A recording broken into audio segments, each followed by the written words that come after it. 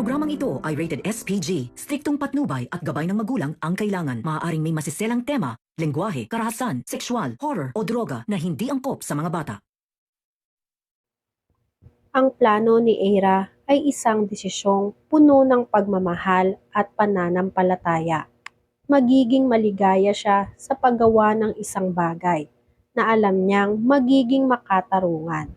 Ang ipa-auction ang lahat ng gamit at ari-arian na iniwan ni Attorney Meredith sa kanya at idonate ang perang makukuha mula rito sa charity na matagal nang sinusuportahan ng kanyang ina na si Attorney Meredith. Isang malalim na pagpaparangal kay Attorney Meredith ang kanyang gagawin. Ngunit hindi ito agad naging magaan sa lahat ng tao sa paligid ni Attorney Eira, lalo na kay Attorney Renan. Nang makita ni Attorney Renan si Eira na nag-aayos ng mga alahas at gamit ni Attorney Meredith sa opisina, agad siyang nagtanong. Sa kanyang mga mata, tila nagiging isang pagkakataon ang mga gamit na ito upang maabot ang kanyang mga lihim na plano. Nang malaman ni Attorney Renan na ibibigay lang ni Eira ang mga mapagbebentahan ng mga alahas at ari-arian sa charity na pinangungunahan ni Attorney Meredith noon, tila napuno ng hindi magandang emosyon ang kanyang puso. Hindi na siya makapaghintay na mapasakamay ang kayamanang iniwan sa kanyang nobya na si Eira. Ang yaman na maaaring magbukas ng mga bagong pinto para sa kanyang mga pangarap at mabayaran ang lahat ng pinagkakautangan ni Attorney Renan.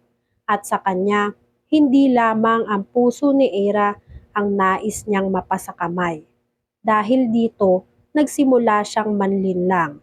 Gamit ang kanyang mga matamis na salita, nagkunwari siyang okay lang sa kanya ang plano ni Eira na mag-donate.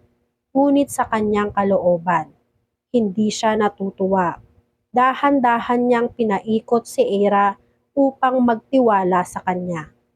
Bilang magiging financial manager o tagapangasiwa ng lahat ng perang papasok sa mga transaksyon. Pinipilit niyang kumbinsihin si Eira na magtiwala sa kanya pagdating sa mga pinansyal na aspeto ng kanilang buhay, na siya na lamang ang mag-aalaga sa mga ari-arian. At dahil sa pagmamahal at hindi matitinag na tiwala ni Eira kay Attorney Renan, pumayag siya at nagsimula na naman ang mga pangarap ni Attorney Renan sa paghahari ng kayamanang iniwan ni Attorney Meredith. Subalit, dumating ang isang tao na hindi pumayag na manahimik, si Attorney Spanky. Matapos ang mahabang panahon ng pagkawala sa Keystone, bumalik siya sa Pilipinas kung saan agad niyang natagpuan si Eira na abala sa pag-aayos ng mga gamit at alahas ni Attorney Meredith. Nagulat siya nang malaman na plano ni Eira na ipa-auction ang lahat ng mga ito. Nang tanungin ni Attorney Spanky si Eira tungkol sa kanyang plano, hindi ito pumayag. Sinabi niya na hindi kayang ipadala sa ibang tao ang mga alaala at mga gamit ni Attorney Meredith, lalo na ang PIN na may mahalagang kahulugan sa mga tao sa kanilang buhay, lalong-lalo na ang halaga nito para kay Attorney Meredith. Bagamat hindi agree nga itong si Attorney Spanky, pinili niyang ituloy ang plano ng auction na may layuning hindi para sa sarili, kundi para sa mga mahihirap at nangangailangan. Ngunit sa kabila ng kanyang layunin, hindi nakaligtas itong si Eira sa mga tanong nitong si Attorney Spanky, isang malapit o kaibigan ni Attorney Meredith, tungkol sa PIN.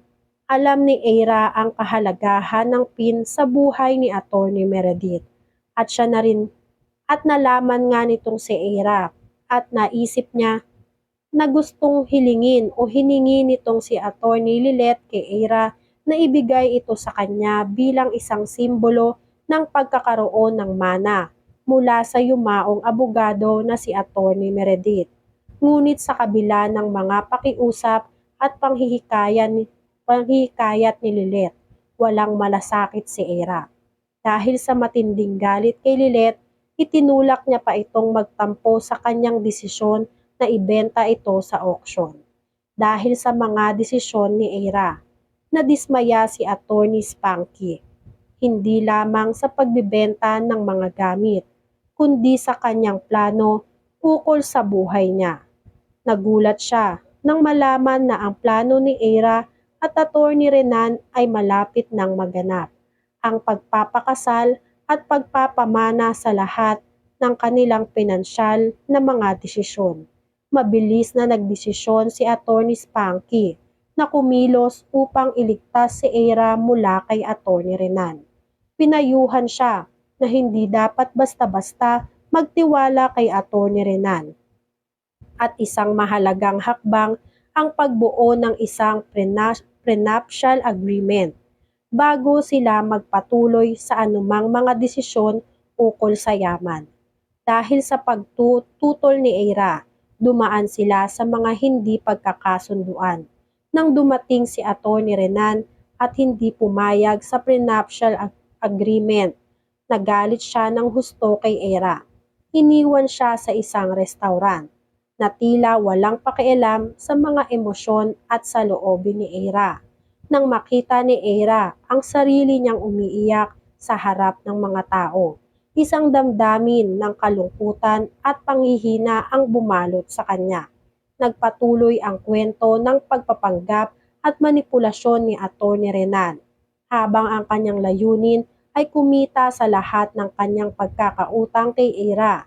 Nakatagpo siya ng bagong ali sa kanyang mga plano. Si Patricia ang kabiguan ni Renan. Pinayuhan siya ni Patricia na huwag magpahalata kay Eira ng tunay niyang intensyon. Kailangan lamang niyang sundan ang nais ni Eira, at habang pinapaligaya si Eira sa mga desisyon, tuluyan na niyang makukuha ang mga bagay na siya lamang ang makikinabang nang hindi ito iniisip ng babae.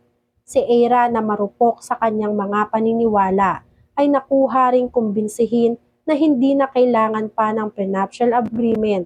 Sa kabila ng mga huling babala, wala siyang nakitang dahilan upang pagdudahan si Renan. Sa kabila ng mga manipulasyon ng kanyang isipan, ngunit sa kabila ng mga nangyari, hindi siya nag-iisa. Sa mga mata ni Lilet at Attorney Spanky, unti-unti nilang nakikita kung gaano kabilis na naitutulak ni Renan si Eira sa isang landas ng mga kasinungalingan, pagmamanipula at hindi pagkakaroon ng malasakit sa kanyang hinaharap. Malinaw na pinipilit ni Renan na itulak si Eira sa isang sitwasyon. Makikinabang siya, ngunit mawawala na sa kanya ang kaalaman kung gaano kabigat ang mga panganib na dumarating sa kanya. Yan nga ang mga kaganapan at mga dapat nating abangan dito sa Lilet Matias. Kung gusto nyo pa ng mga ganitong klaseng video ay mag-subscribe at i-like itong video na to. Maraming salamat po.